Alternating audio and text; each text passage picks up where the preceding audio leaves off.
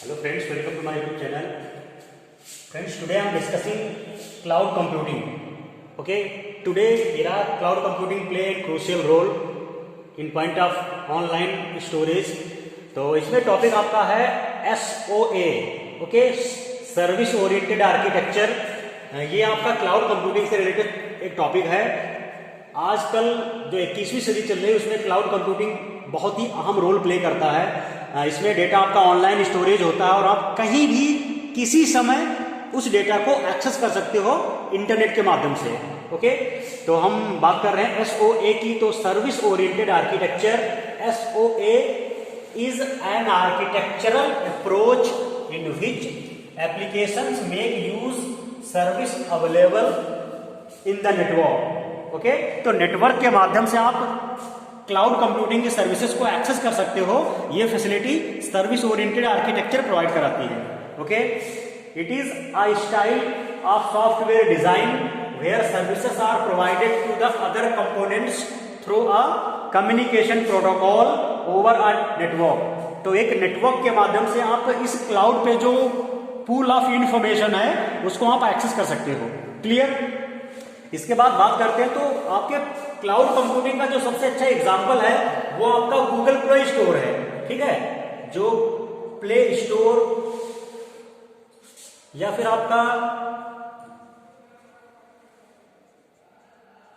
Window play store है, window store, ये सभी आपके एग्जांपल हैं क्लाउड कंप्यूटिंग के। क्लियर? इन पे आप देखते हो सभी जो भी एंड्रॉयड या विंडोज के एप्लीकेशन सॉफ्टवेयर हैं वो सभी आप एक्सेस कर सकते हो। क्लियर? इसके बाद टॉपिक है major roles of service oriented architecture.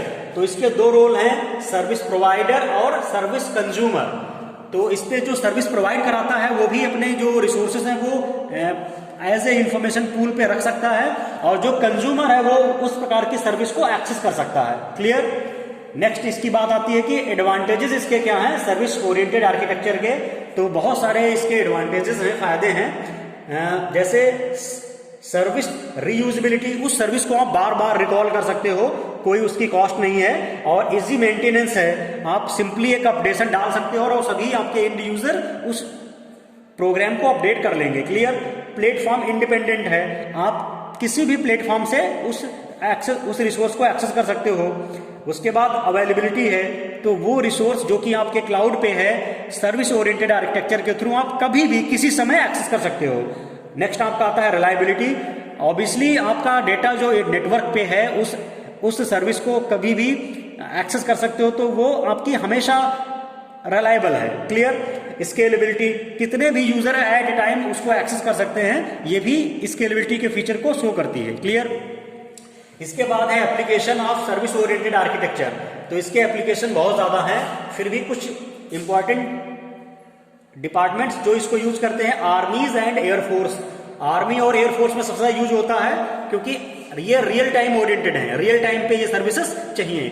Health care delivery में इसका यूज किया जाता है। और मोबाइल सोल्यूशन एप्लीकेशंस में सर्विस ओरिएंटेड आर्किटेक्चर को यूज करते हैं क्योंकि ये सभी रियल टाइम बेस्ड है।